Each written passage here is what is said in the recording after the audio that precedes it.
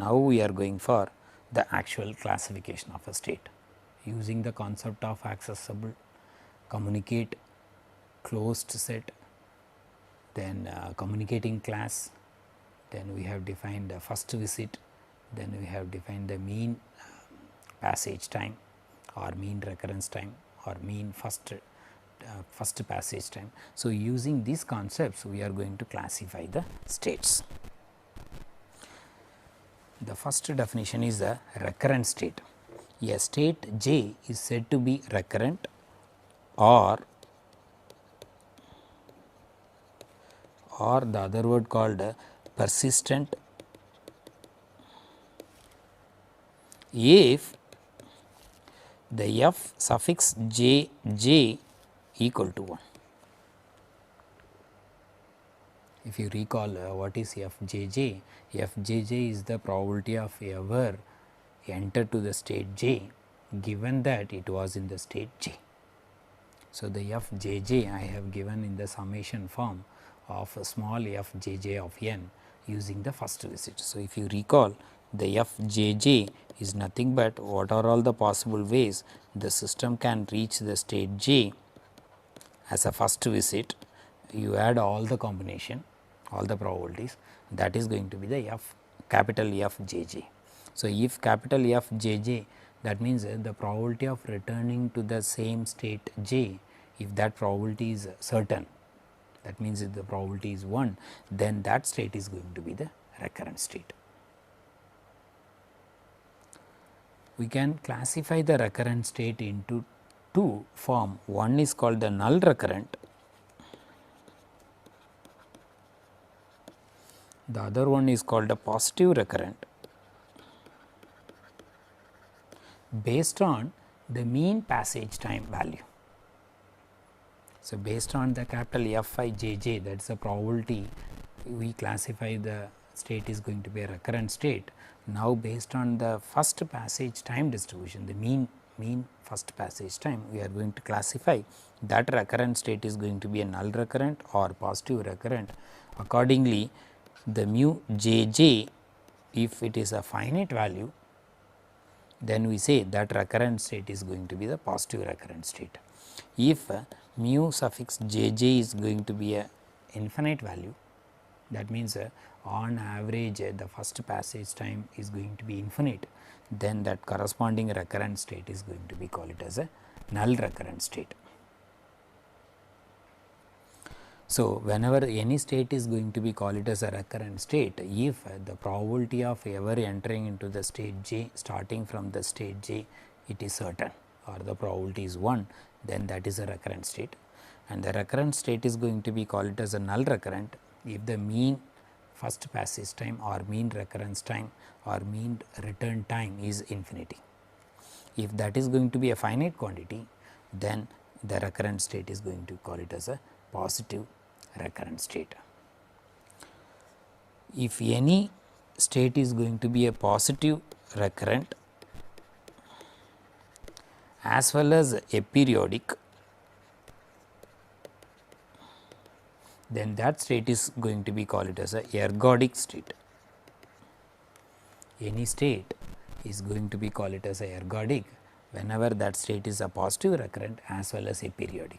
Aperiodic means the periodicity of that recurrent state is 1.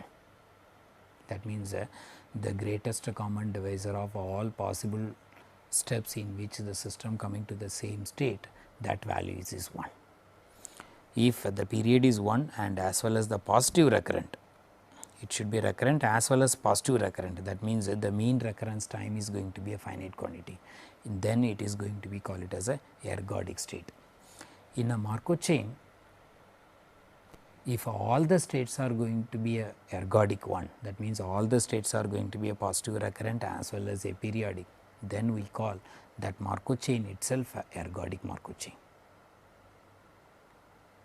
That means there is a possibility the Markov chain may be irreducible, that means you will end up with only one class in which all the states are going to be form a one close communicating class.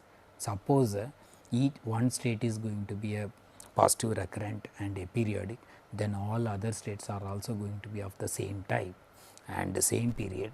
Therefore, all the states are going to be the ergodic states, then that Markov chain is going to be called it as a ergodic Markov chain.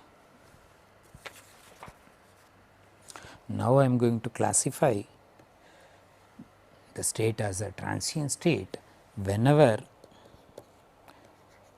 the FJJ value is less than 1. If you recall, we have considered only two cases, whether the FJJ is less than 1 or FJJ is equal to 1. Equal to 1 will end up a recurrent state, and FJJ is less than 1, that gives the transient state. That means, the probability of returning to the state J starting from the state J is not certain. That means, 1 minus of this probability, with that much probability, the system may not return to the same state J if the system start from the state J. That means, with some positive probability, because 1 minus this value is less than 1, therefore, 1 minus of FJJ is going to be greater than 0. So, with some positive probability, the system may not return to the same state if it start from the state J, then that corresponding state is going to be called it as a transient state. By seeing the one step transition probability matrix or by seeing the state transition diagram of a discrete time Markov chain, you can easily come to the conclusion the state is going to be a recurrent state or a transient state. Whenever it is going to be a finite number of states, it is easy to come to the conclusion. If it is an infinite number of states, then we need some work to be needed to come to the conclusion whether it is a positive recurrent or null recurrent. So, but easily you can make out the given state is going to be a transient state, that you can make out from the state transition diagram or one step transition probability matrix. The same, the conclusion of the state is going to be the transient state, that can be given via the random variable Tj also. So, the state J is a transient if and only if the probability of the T suffix j is equal to infinity and that probability is 0. Sorry, made a mistake. If this probability is strictly greater than 0, the probability of the mean, the probability of the system return to the first passage return time, that is infinity. If that probability is greater than 0, that means that there is a certainty over the system return to the state j with the infinite amount of time going to take. If that event is going to be with the positive probability, then that state is going to be the transient state. So, there are through two ways you can conclude the given state is going to be the transient state, either f j j is less than 1 or the probability of T j equal to infinity, which is greater than 0. So, based on this, I can come to the conclusion any state could be recurrent or transient. That means that this is corresponding to f j j is less than 1 and this is corresponding to f j j is equal to 1. I can classify the recurrent state into two form, either it could be a positive recurrent or null recurrent. Positive recurrent corresponding to the mu j or mu jj, both are one and the same, that is going to be finite value, or null recurrent is corresponding to mu j is equal to infinity. That means, based on the mean recurrence time, you can conclude whether it is a positive recurrent or null recurrent. Again, I can classify the positive recurrent into two. One is a periodic and the other one is a periodic. Periodic means that corresponding positive recurrent state, that period is greater than 1. A periodic means that T j is 1. So, the aperiodic positive recurrent state, that is going to be called it as a ergodic state. Similarly, I can classify the null recurrent state into two. One is periodic and the other one is aperiodic. The observing state is a special case of positive recurrent state, where the transition probability from a state to itself is 1. So, this is the way you can classify the state is a recurrent state or transient state, positive recurrent state, null recurrent state. Again, each one could be a aperiodic or periodic state. So, in this lecture we started with the few concepts of accessible, then communicate, then closed set, then we have discussed communicating class, then we have discussed what is the meaning of first visit, then we have given the first passage time, then we have given the mean first passage time distribution or mean recurrence time distribution. So, based on those concepts, we have classified the state as a recurrent state or transient state. So, this is related to the probability, whereas the conclusion of the positive recurrent or null recurrent is related to the average time. So, here it is only it involves the probability that whether in a certain probability the system will come to the same state with the probability 1. Whereas, here there is uncertainty, the system may not come to the state j if the system start from the state j. If there is a uncertainty of returning, that means with some positive probability the system will not be back, then that state is going to be called it as a transient state. So, this you can easily visualize in the state transition diagram of any discrete time Markov chain. You can see it whether the from by seeing the state transition diagram, you can come to the conclusion whether the state is going to be the transient or recurrent.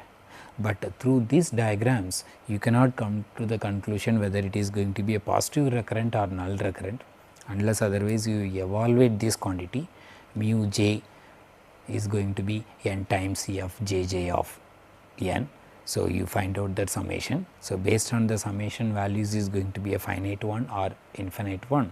Accordingly, that means whether the mean recurrence time or mean return time or mean first passage time is going to be a finite quantity or infinite quantity. Accordingly, you can conclude whether that recurrent state is going to be a positive recurrent or null recurrent. So, here you need a computation, whereas by seeing the state transition diagram, sometime you can come to the conclusion it is a positive recurrent or sometime you can come to the conclusion whether it is a transient state or recurrent state.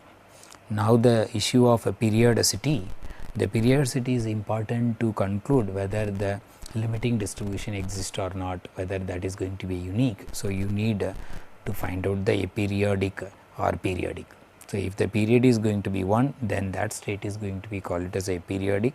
If the period is greater than 1, then it is a period with that integer.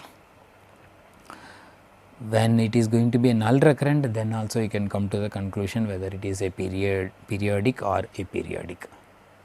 Whenever you have a Markov chain with a finite number of states, then it is easy to find out whether it is going to be a positive recurrent or transient. So, you need a quite good exercise is needed whenever the Markov chain is have a infinite number of states, then you need some work to be done for come to the conclusion it is a null recurrent and so on. In today's lecture, with this classification I stop here, and all the simple examples and the limiting distribution that I will explain in the fourth lecture. Thanks.